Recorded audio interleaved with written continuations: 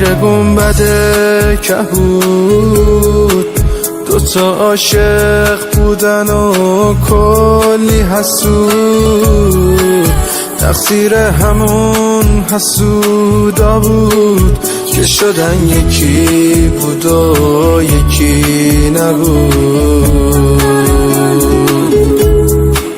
تو همون فرشته قشنگ توی قصه بودی، حالا شدی بی معرفت.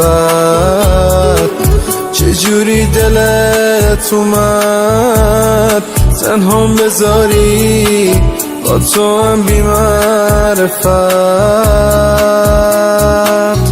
بگو منو با کی تاق زدی، رو دلم همش داغ زدی، دست مریزاد بعد تو هیچکی دیگه به من نمیاد.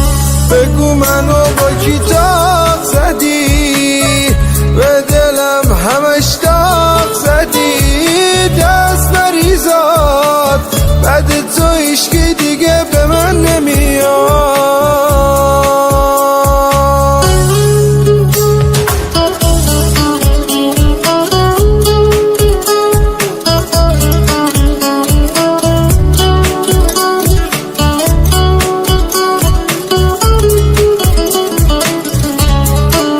ترسم از این بود یه روزی بری و برنگردی،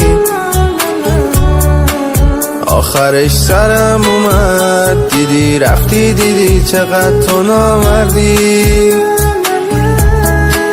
من که کم دارمت بی معرفت، نمیدونی چقدر قلبم خورد ازت. سنگ تو 100 دفعه زدم به سینم، آخرش یک زدونش فقط.